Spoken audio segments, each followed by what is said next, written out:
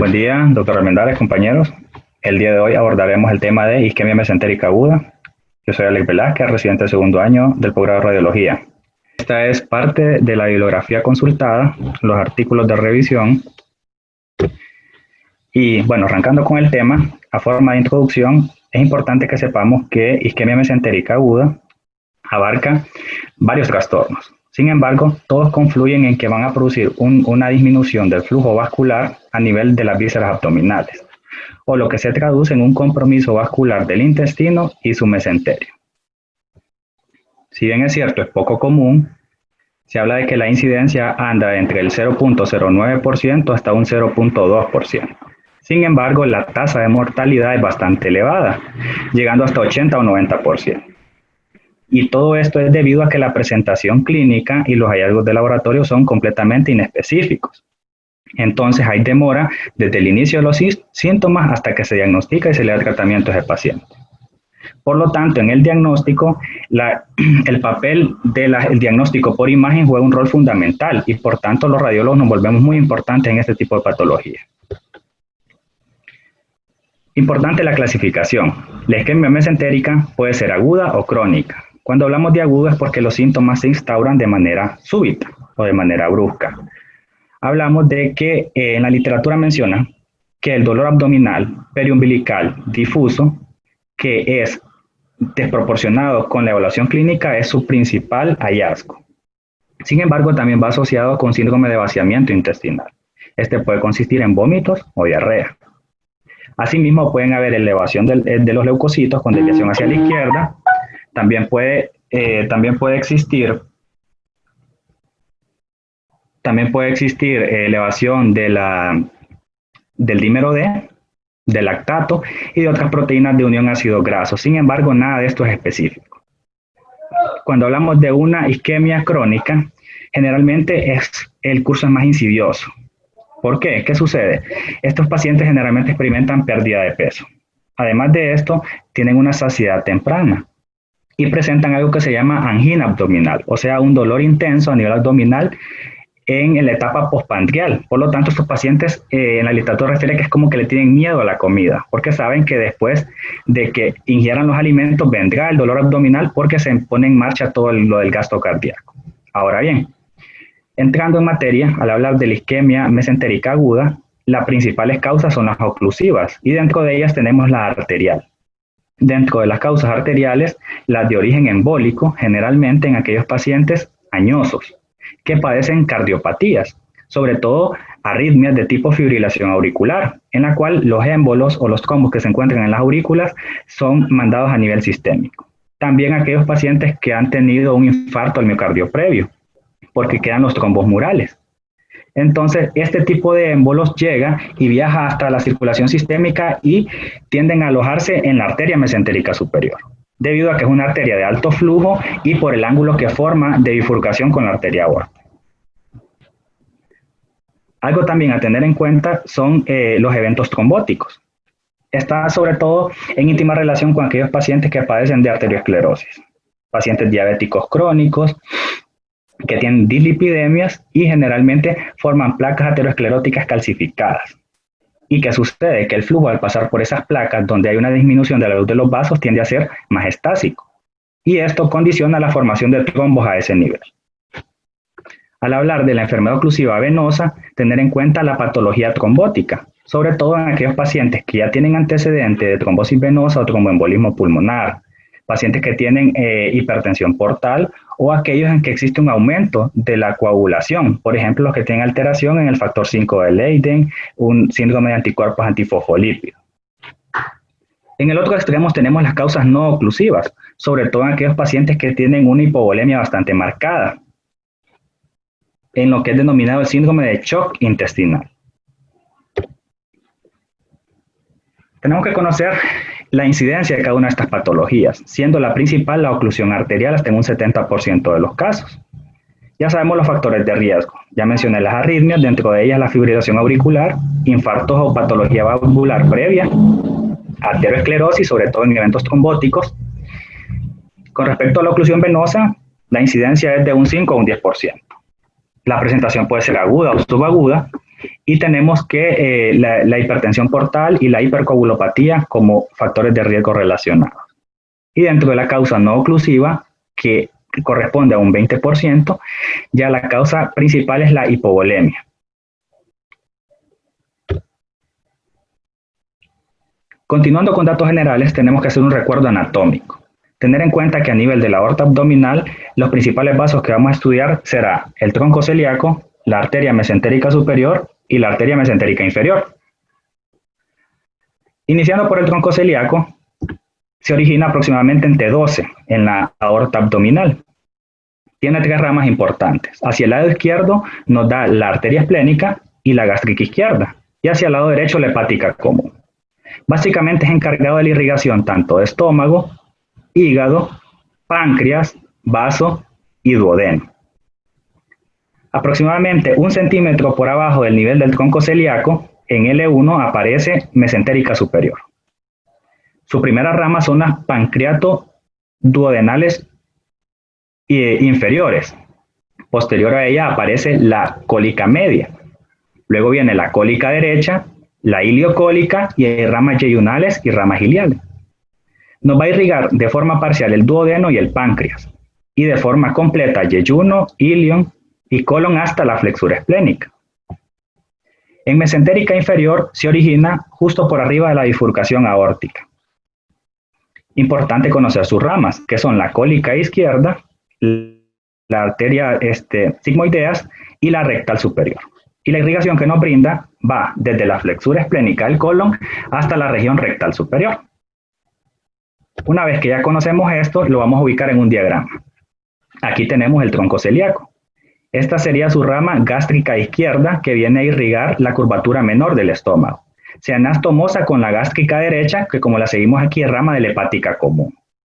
Ahora vamos a la curvatura mayor del estómago y para ello tenemos que tener en cuenta primero la salida dentro del tronco celíaco de la arteria esplénica. Viene la arteria esplénica y además de irrigar el vaso nos da arterias gástricas cortas y esta que se va a ir por toda la curvatura mayor del estómago, que es la gastroepiploica izquierda. A su vez se anastomosa con la arteria gastroepiploica derecha, que es rama de la gastroduodenal, que a su vez es rama de la arteria hepática común.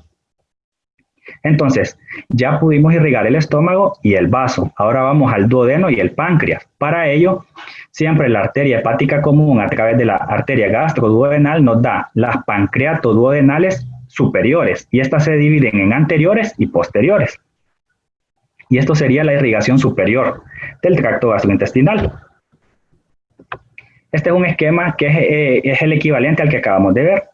Tronco celíaco, arteria gástrica izquierda. Como ven, aquí está seccionado el estómago. Aquí sería este el recorrido porque se va a venir a anastomosar acá con la gástrica derecha, irrigando la curvatura menor. Y aquí en la curvatura menor vendrían las gastroepiploicas. Bueno, continuando, vamos a valorar la arteria mesentérica superior. La primera rama que nos da es esta que tenemos aquí, que es la pancreatoduodenal inferior, que se anastomosan con las superiores, que son ramas de la gastroduodenal, como ya lo mencioné anteriormente.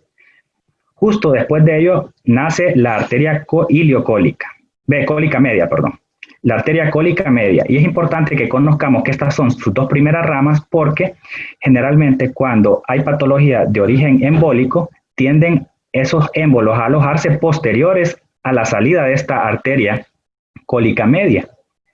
Y esto lo que nos va a decir ya en un análisis es que el páncreas y el duodeno van a estar respetados, así como el colon transverso. Por lo tanto, los órganos que estarían afectados serían yeyuno, ilion y la parte inicial del colon. Bueno, la siguiente rama en salir es la cólica derecha, luego la iliocólica y por aquí tenemos las ramas yeyunales y las ramas iliadas. Luego, tenemos aquí este esquema en el que tenemos la arteria mesentérica inferior. A su vez nos da 3 ramas importantes. La primera de ellas es la cólica izquierda. Luego vienen las ramas sigmoideas y termina en la rectal superior. Como vemos, ya pudimos irrigar todo el intestino. Y este es un esquema, resumen de lo dicho anteriormente. Vemos cómo la arteria mesentérica inferior se encarga predominantemente de la irrigación de intestino delgado y de la primera porción del colon hasta la flexura esplénica, porque posterior a ello, de todo ello se va a encargar la arteria mesentérica inferior. Teniendo en claro estos puntos, tenemos que saber qué flujo colateral hay entre estos tres troncos arteriales principales. Uno de ellos es el arco de Buller. Este es un remanente embriológico de las arterias ventrales, en la cual comunica el tronco celíaco con la arteria mesentérica superior. Ahora bien, también existen comunicaciones entre ambas arterias mesentéricas, tanto superiores como inferiores. Esto lo hacen en una primera instancia a través del arco de Riolan, en la cual me comunica la arteria gástrica y la arteria cólica izquierda con la cólica media. Asimismo, existe otra estructura arterial que se llama arteria marginal de Drummond. Esta, como su nombre lo indica, es marginal porque va en el extremo más periférico y va a ir conectando tanto la cólica izquierda, cólica media y por acá que iría la cólica derecha.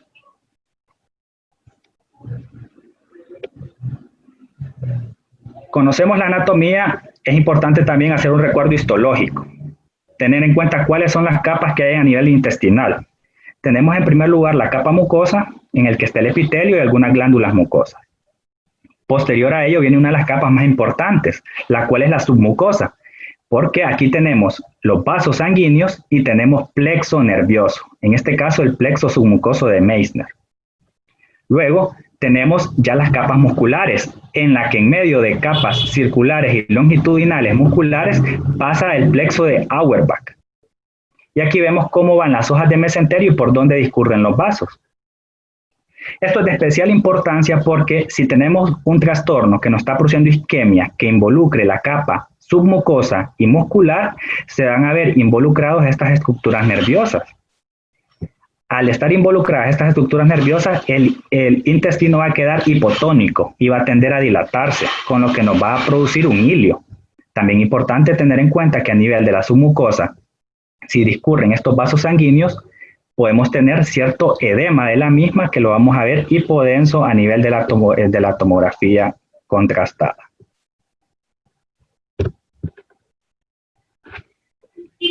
Hay que tener ciertas consideraciones fisiopatológicas. Dentro de ellas, la premisa principal es que la severidad de la isquemia intestinal va desde leve hasta la necrosis transmural. El término transmural quiere decir que involucra todo el espesor de la pared. ¿Pero de qué va a depender que esa isquemia avance? Bueno, va a depender de que el tratamiento que se instaure sea rápido o no. Si no se instaura rápidamente el tratamiento, se van a desarrollar una secuencia de eventos que son totalmente predecibles desde el punto de vista fisiopatológico. Concepto clave con el que se tienen que quedar es que el intestino puede sobrevivir hasta 12 horas teniendo una disminución de suministro mesentérico de hasta un 75%. Sin embargo, las alteraciones intestinales no solo dependen de la disminución de ese suministro, o sea, no solo dependen del grado de reducción de flujo, sino que también del número de vasos involucrados, de la duración de esa isquemia, porque se habla de que si es una oclusión completa, si han pasado más de 6 horas, ya se está produciendo una alteración que es irreversible. Y también del desarrollo de las colaterales. Que desarrollen colaterales o no, ya va a depender si se instauran de forma aguda o crónica.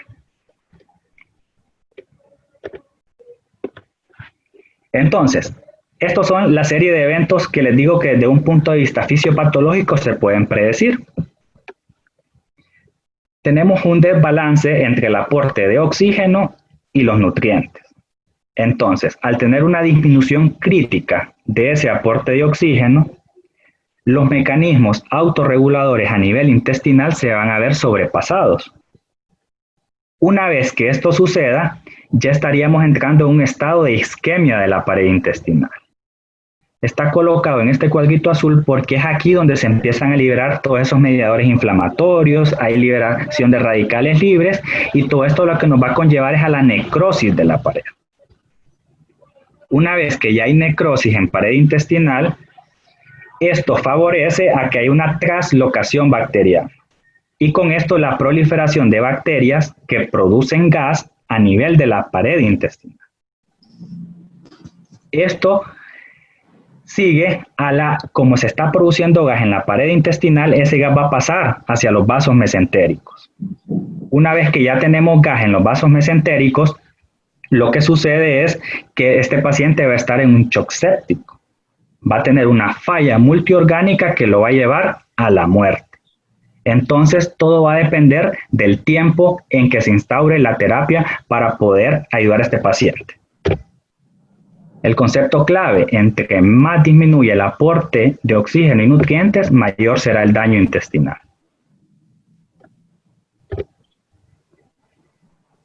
El diagnóstico. Bueno, sabemos que es una patología de difícil diagnóstico. Requiere una alta sospecha clínica, debido a que los signos y pruebas de laboratorio son poco específicos, como ya hemos mencionado, lo que conlleva a diagnósticos tardíos. Entonces, podemos decir que los estudios de imagen juegan un rol fundamental. El radiólogo se vuelve muy importante en este caso. ¿Cómo se va a valorar la severidad del daño? Bueno, la tasa de mortalidad va en relación al tiempo desde que inician los síntomas hasta que se inicia el tratamiento. Se produce el diagnóstico e inicia el tratamiento. Aproximadamente, si es un tratamiento, si es inmediato, la tasa de mortalidad rara vez va a sobrepasar el 10%. Si pasan de 6 a 12 horas, ya estamos hablando de hasta un 60% de mortalidad. Y si ya han pasado 24 horas, la tasa de mortalidad incluso puede llegar hasta un 100%. Continuando con la severidad del daño, podemos tener un daño que es reversible. Y este involucra cuando hablamos de un infarto que solo está limitado a nivel de la mucosa intestinal. O cuando hablamos de un infarto mural. A este me refiero a aquel que involucra tanto mucosa como submucosa. Sin embargo, ya un daño irreversible es, por ejemplo, cuando hablamos de un infarto transmural, porque todo el espesor de la pared está involucrado. O cuando existe una oclusión completa por más de 6 horas consecutivas. Y cuando ya hay perforación, que vamos a ver gas libre en cavidad abdominal, y esto es un signo ominoso de mal pronóstico. Entonces, ¿qué modalidades diagnósticas tenemos? El estándar de oro es la angiotomografía. En la literatura habla de sensibilidad de 92 y especificidad del 94%. Sin embargo, en estudios realizados hasta el 2018 encuentran una sensibilidad del 89% y especificidad del 99%. ¿Por qué es el estándar de oro? Bueno, porque nos permite valorar adecuadamente tanto la vasculatura mesentérica como el estado intestinal. También porque no es un método completamente invasivo. Asimismo, nos permite realizar reconstrucciones tanto en 3D y también con una proyección de máxima intensidad. Importante tener en cuenta que los planos coronales nos permiten hacer una adecuada valoración del mesenterio, y en un plano sagital se prefiere para valorar la salida tanto de la arteria mesentérica superior como del tronco celíaco. Vemos en este corte aquí coronal cómo sale el tronco celíaco, nos da la arteria esplénica y la hepática común, y aquí viene saliendo la mesentérica superior. ¿Qué otros métodos diagnósticos tenemos? Bueno, en años anteriores la angiografía invasiva era el método de elección. Sin embargo, la tomografía la ha desplazado, precisamente porque la angiografía es invasiva. También porque la angiografía se limita a dar diagnóstico de patología vascular. No nos va a decir cómo se encuentra la integridad si hay integridad o no a nivel intestinal. Asimismo, la angioresonancia es una de las opciones que tenemos hoy en día. Sin embargo, debido a los largos tiempos de adquisición de imagen, se reserva más para patología de tipo crónico, no en el contexto agudo. Con lo que sí nos vamos a enfrentar, casi en cualquier lugar en el que estemos, va a ser con radiografía simple.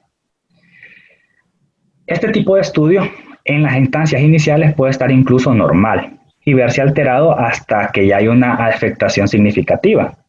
Sin embargo, nos puede ayudar, como en este caso, que hay una dilatación importante de asas de intestino delgado. Este es un scout de la tomografía, pero también la podemos ver como una radiografía simple. Aquí vemos los niveles hidroaéreos, como el aire tiende, este paciente está en decúbito, ¿verdad? Solo que la ponen se hace la adquisición en lateral, los niveles hidroaéreos. Y llama poderosamente la atención que en el sitio anatómico del hígado vemos esta radiolucidez de forma tubular. Posteriormente veremos la tomografía contrastada que corresponde a la radiografía de este paciente. Algo también que es importante que les comente es que en algunas literaturas menciona el uso del ultrasonido Doppler, valorar la arteria mesentérica superior por medio de su velocidad picosistólica. Menciona que velocidades arriba de 270 centímetros sobre segundo ya son algo sugestivo de que está ocluida en más de 75%. Sin embargo, no es algo que se utilice de rutina en ningún hospital a nivel mundial, aclaran en el artículo, y también mencionan que debido a que estos pacientes generalmente van a estar con hilio, van a tener una presencia importante de gas, va a ser muy difícil la valoración por medio de ultrasonido. Como ya sabemos que la tomografía es método de elección, vamos a ver cuál es el protocolo a utilizar.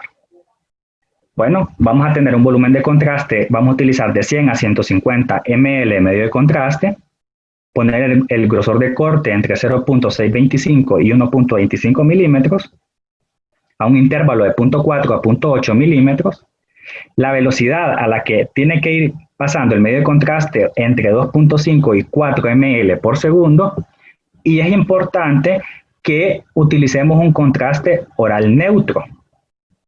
Por ejemplo, el agua. Ya voy a explicar por qué. Bueno, la fase arterial a los 30 segundos o cuando se alcance un umbral a nivel de la aorta de 150 unidades Holmes. Todo esto con el SmartPrep. Y la fase venosa portal adquirida entre los 60 y los 70 segundos.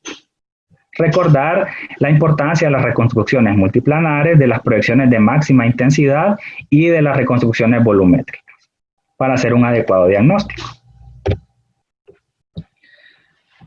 Al utilizar contraste oral, esta imagen salió en un artículo de Radiographics en que ponen, en el ejemplo A, es una tomografía abdominal que no está contrastada, pero sin contraste IV, pero se le dio un contraste oral positivo. Vemos cómo está la luz intestinal y las paredes. Al aplicar medio de contraste intravenoso obtendríamos esta imagen, por lo cual no sería adecuado para la valoración de la pared intestinal. Sin embargo, en la figura C nos muestran una tomografía abdominal no contrastada, pero sin contraste IV, perdón, pero a la que se le ha dado contraste oral neutro, o sea, agua. Y posterior a ello se le hizo una fase con contraste IV y podemos ver la forma en que se puede valorar de manera más adecuada las paredes intestinales. Entonces aquí vemos un ejemplo. No podemos hacer una adecuada valoración de estas paredes del estómago a diferencia de esto.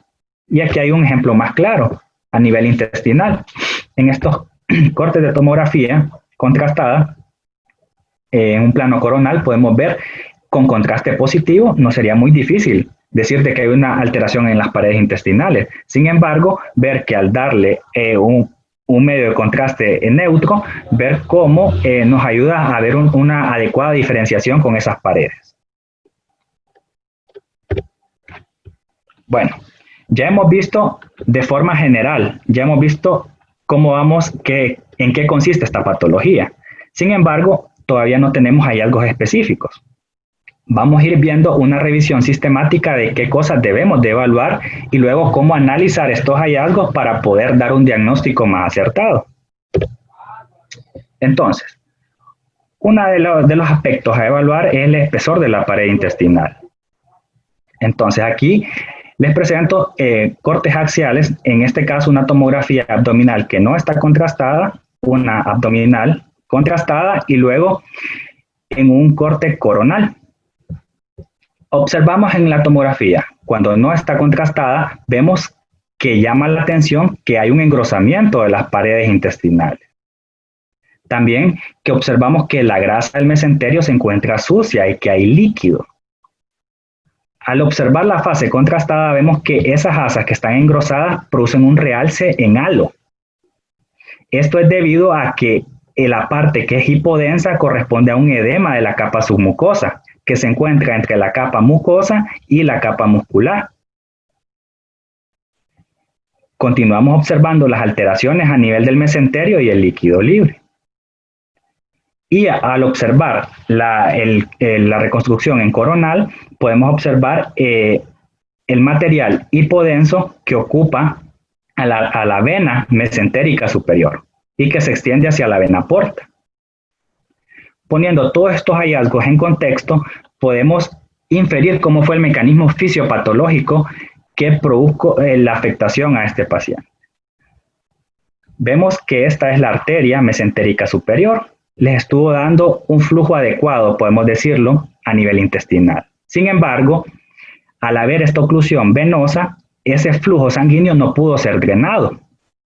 Eso ocasionó un aumento de la presión intraluminal, ocasionando alteración del flujo arterial a nivel de la capa submucosa. Ese flujo fue tanto que logró producir una congestión venosa porque todo ese líquido, todo ese flujo no se está drenando. Entonces, ¿para dónde va a salir? Bueno, tiende a filtrarse hacia el mesenterio. Esa sería la explicación fisiopatológica de lo que estamos viendo. Tener en cuenta de que cuando vemos asas engrosadas de forma importante con este tipo de realce, en el contexto de un paciente que se sospecha isquemia mesentérica, nos orientará a una patología de tipo oclusivo venosa. Continuando con la valoración del espesor de la pared intestinal, esta es una tomografía, un corte axial de tomografía contrastada. Vemos que no es una fascia arterial pura.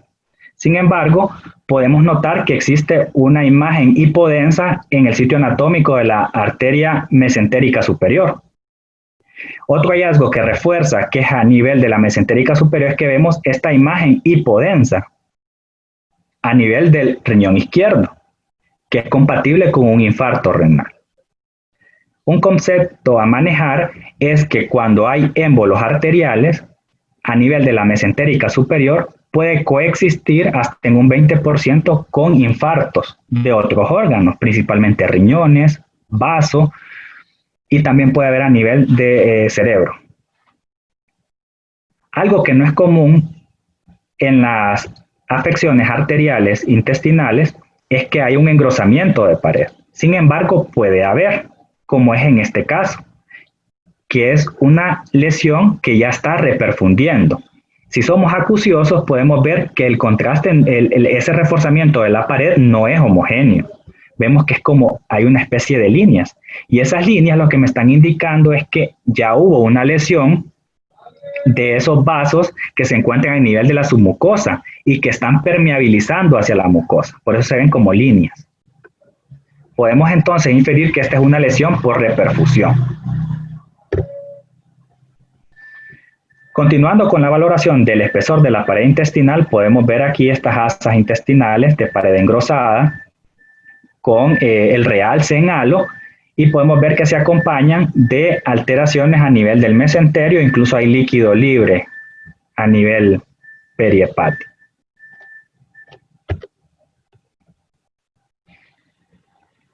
Bueno, ahora, como ya vimos el engrosamiento de esa pared intestinal, también el espesor puede disminuir, como es en este caso de esta tomografía abdominal contrastada, en lo que vemos una disminución marcada de la pared intestinal. Es contrastada la tomografía, sin embargo, no vemos un adecuado realce de la pared. Al no observar adecuado realce en pared, nos va orientando a que es algo de etiología oclusiva arterial. Esto aunado con el hecho de que hay una disminución marcada de esa pared. Aparte de ello, vemos que hay niveles hidroaéreos, hay un hilio. Y había comentado anteriormente que al tener una afectación de la capa submucosa y muscular, por donde discurren los plexos nerviosos, tiende a hacer una hipotonía intestinal, lo que nos conlleva a una dilatación del mismo. Tener en cuenta otros hallazgos, como el líquido libre a nivel del mesenterio y la alteración de ese mesenterio. Si bien es cierto, estos no son hallazgos que sean muy comunes en una patología vascular oclusivo arterial, sí lo son si está en fases más avanzadas, y como podemos ver, hay ausencia de realce, disminución del realce, adelgazamiento de la pared y el hilio, entonces sería compatible con eso. Si lo estamos analizando en ese contexto, ¿verdad? También tener en cuenta el hilio adinámico. Se valora mejor en radiografía simple. Ver la dilatación de asas intestinales.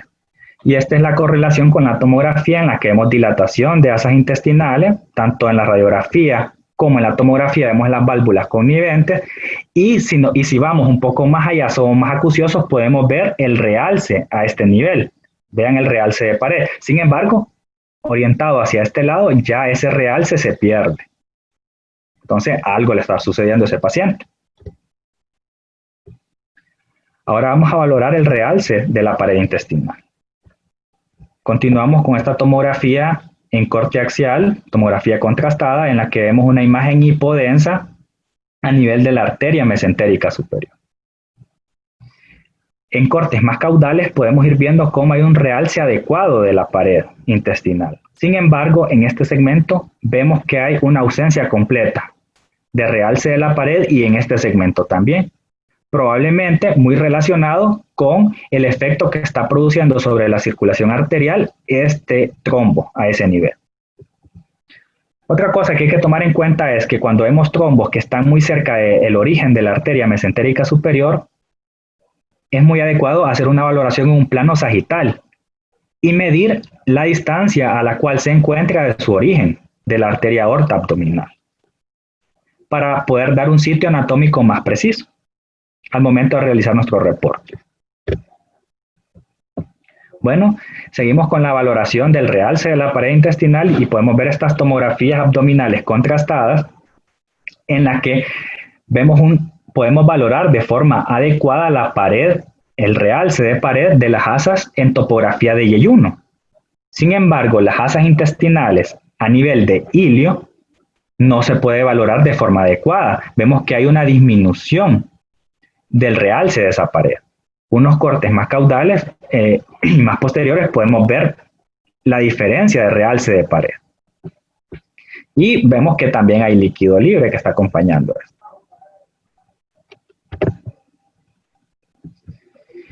Si bien es cierto, les comenté anteriormente que lo ideal para valorar a estos pacientes es un contraste oral neutro, en esta tomografía abdominal contrastada, a pesar de que se dio un contraste oral positivo, podemos ver la ausencia de realce, ¿verdad?, de pared en estos segmentos intestinales.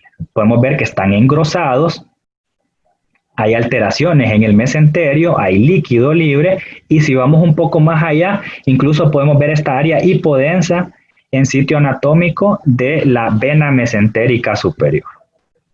Esta es una imagen en la que vemos completamente que hay disminución de la captación en esa pared, están engrosadas, acompañado de alteraciones en el mesenterio. Ahora bien, importante conocer la apariencia de ese mesenterio. Normalmente debe ser aquí, como lo estoy señalando. Sin embargo, a este nivel ya vemos que ese mesenterio ya se ve sucio. Vemos que estas asas intestinales están con tendencia a el engrosamiento, y vemos que el realce, al compararlo con este realce de esta asa intestinal, no es igual. Entonces, desde ahí ya nos va sugiriendo ciertas alteraciones. Como les digo, a pesar de que en este estudio se utilizó contraste oral positivo.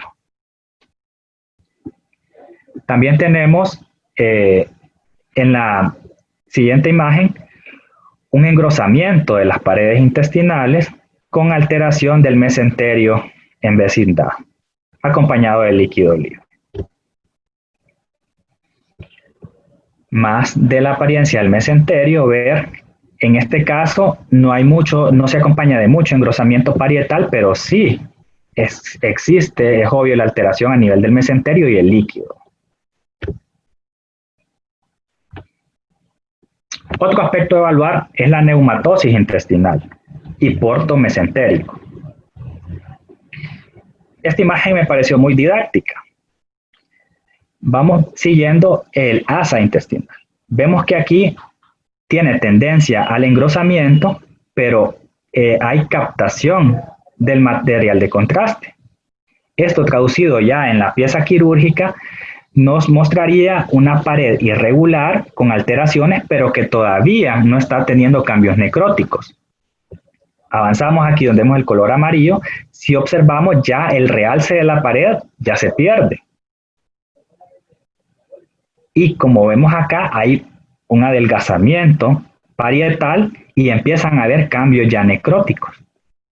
Avanzamos a la línea roja y observamos que aquí ya existen burbujas de gas, lo que corresponde ya en la pieza quirúrgica a una disminución marcada del grosor parietal y necrosis.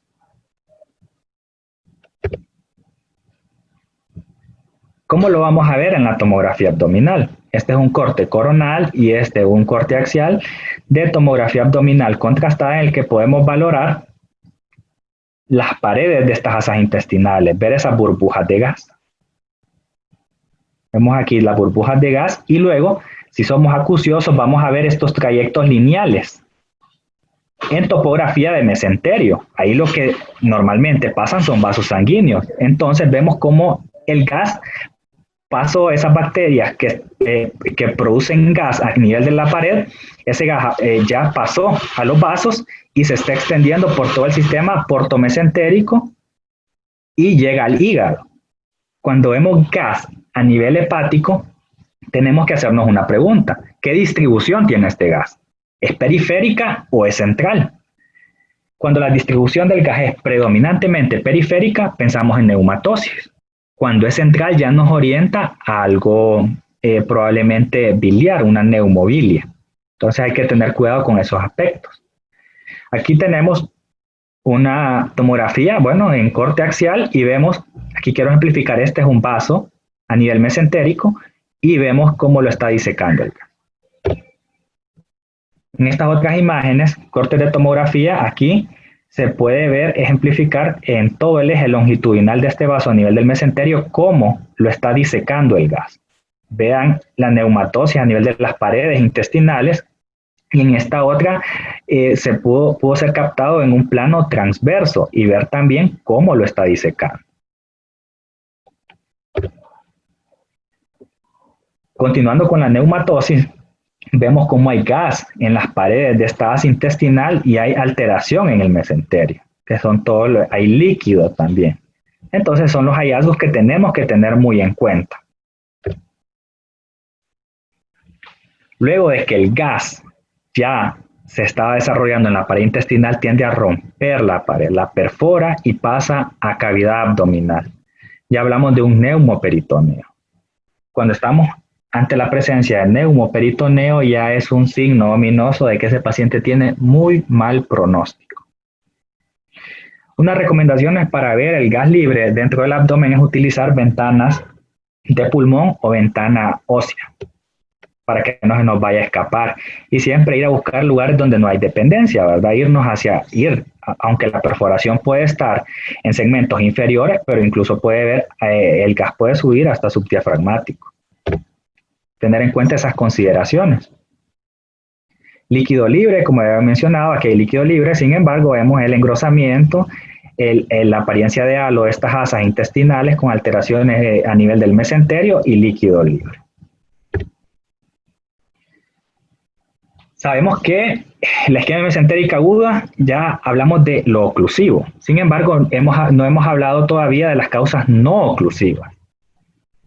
En la introducción mencioné que generalmente se ven pacientes que tienen un choque hipovolémico. De hecho, ¿qué hallazgos son los que esperamos en la tomografía? Bueno, aquí observamos engrosamiento de asas intestinales colónicas con un hiperrealce de la mucosa de intestino delgado. Algo que llama la atención, que este paciente está hipovolémico, valoremos la vena cava inferior. También el realce que tienen estas glándulas suprarrenales. Todo esto es conocido como un síndrome de shock intestinal o de hipoperfusión. No solamente se va a dar en esos pacientes hipovolémicos, también aquellos pacientes que han tenido una circulación extracorpórea por mucho tiempo. Ya dentro de los últimos aspectos a evaluar es cómo se ven esos vasos. Tener en cuenta pacientes con dislipidemias, aquellos pacientes renales crónicos que hacen alteraciones del calcio, pueden producir muchas placas calcificadas. Y cuando producen estas, generalmente se vienen a asentar a los sitios de origen, tanto del tronco celíaco como de la mesentérica superior. Entonces es importante tener en cuenta. En este caso hay una oclusión completa, si se fijan. Algunas veces no puede ser completa, condicionando un flujo estásico en el poco espacio que queda, y por ahí es donde tienden a formarse trombos y dar la oclusión. Generalmente este tipo de patología ya es más crónico, da lugar a que se formen colaterales. A manera de resumen, traigo este cuadro para ejemplificar los datos clave, ¿verdad? Los puntos importantes. Quise dejarlo en el idioma original para no entrar en controversia con ciertas traducciones. Características a evaluar, todo lo que hemos hablado. Miren, el engrosamiento de la pared intestinal. ¿Qué sitio es el involucrado y dónde está localizado? Si esa pared intestinal tiene atenuación en una tomografía, ¿qué tipo de atenuación tiene en una tomografía no contrastada y cómo es su realce de esa pared en una tomografía contrastada? Valorar la dilatación intestinal. Ver cómo es la apariencia de esos vasos mesentéricos y cómo se ve el mesenterio en sí. Y por acá tenemos cuando es una oclusión arterial, una oclusión venosa o no es oclusiva. Así bien, pues, algo característico de las oclusiones venosas es que tienden a tener una pared engrosada, como ya había mencionado. Sin embargo, en las oclusiones arteriales puede ser engrosada solo cuando hay cambios por reperfusión. Generalmente va a ser delgada o no va a tener cambios. Similar a lo que ocurre en los casos no oclusivos. Para el sitio de localización generalmente son periféricos, ¿verdad? Y son más proximales en trombosis, que es cuando se forman esas placas ateroescleróticas, que en eventos embólicos. Sin embargo, algo que nos ayuda mucho es localizar siempre plano sagital para poder hacer la medida. Siempre y cuando se pueda hacer, ¿verdad?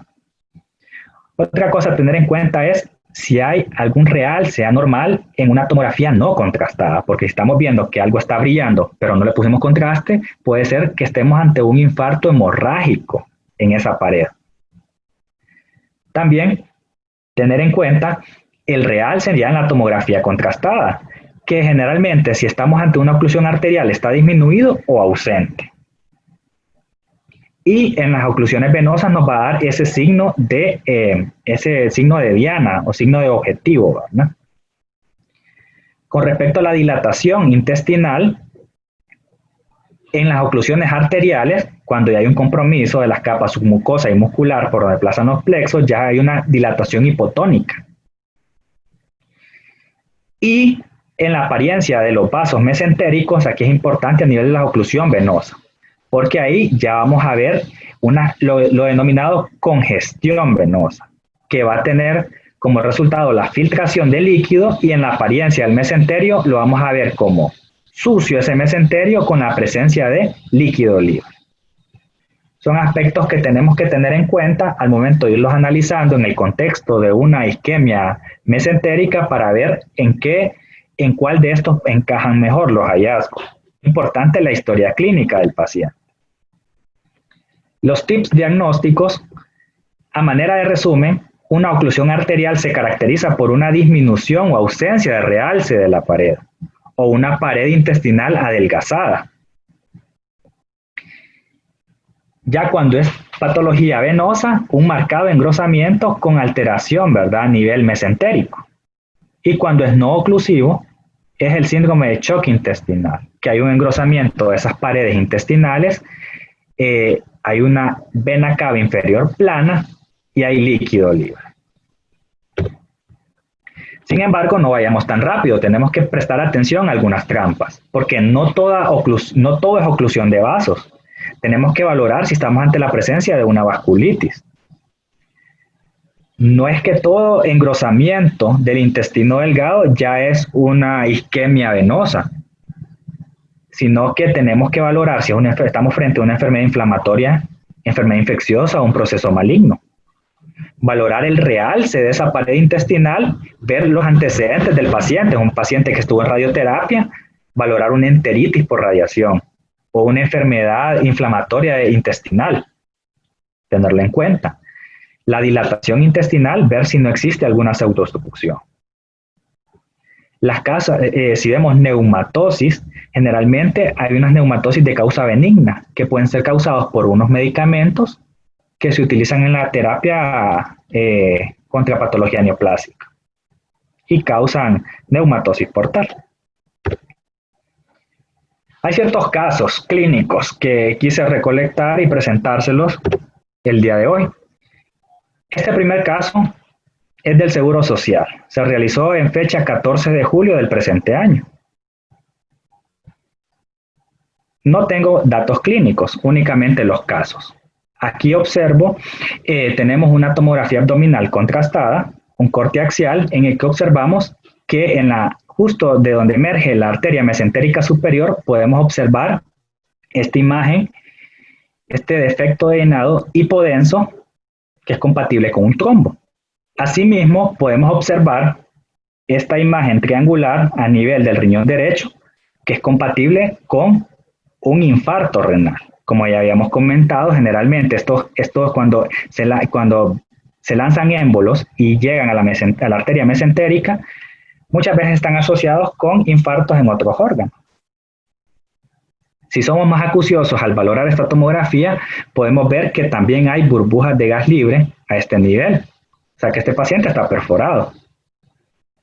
Les dije que una vez que miremos que el trombo está aquí muy cerca de donde emerge la mesentérica superior, la valoremos en sagital. Y la mejor forma, miren, que bien se ve ahí, muy cerca de donde emerge y vemos el trombo. Y aquí vemos el tronco celíaco. Si somos acuciosos, vemos que también aquí, en esta porción, hay otra burbujita de gas que anda libre, que apoya el diagnóstico que ese paciente está perforado. Siguiendo con el mismo caso, continuamos viendo aquí el infarto renal derecho, líquido libre, burbujas de gas libres, y también vemos esta área hipodensa muy sutil a nivel del riñón izquierdo. Es compatible también con un infarto a ese nivel. El segundo caso es del Hospital Escuela, con fecha 26 de junio del presente año. Vemos una tomografía abdominal contrastada con proyecciones de máxima intensidad de señal en que podemos observar este defecto de llenado hipodenso muy cerca del origen de la arteria mesentérica superior.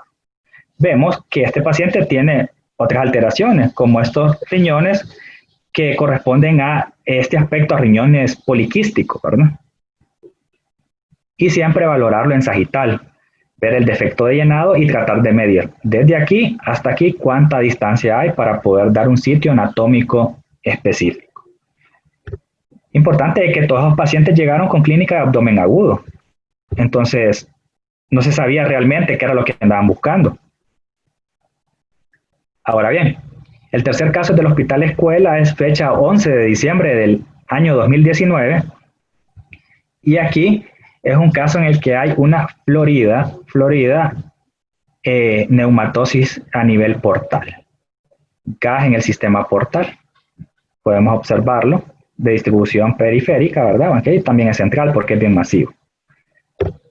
En este caso está muy adecuado para la valoración de gas en todo el sistema intestinal y portal. Ven aquí este vaso, cómo está disecado por gas. Y la valoración, se valora mejor toda esta vena mesentérica en el que está disecada por gas. Asimismo, también tenemos neumatosis intestinal. Vean esa pared con muchas burbujas. Aquí se ve mucho mejor y la valoración siempre en plano sagital, que podemos ver ese aspecto. Este paciente falleció a los pocas horas, minutos después de haber realizado la tomografía abdominal. Tenía muy mal pronóstico. Y el último caso es con fecha 3 de agosto del presente año y es un caso del Seguro Social. Aquí tenemos una tomografía abdominal contrastada. Si observamos, a este paciente también se le dio contraste oral positivo y llama la atención esta asa intestinal que se encuentra marcadamente engrosada, con disminución de captación de contraste en sus paredes. Si lo comparamos con las demás, podemos ver aquí podemos hacer una comparación mejor en este corte.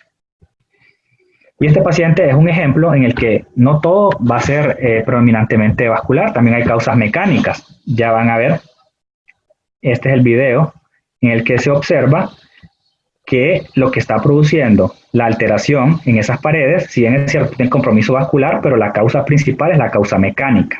Podemos ver ahí el signo del remolino. Y pues esa es toda la presentación. Estoy atento si tienen alguna duda o algún comentario.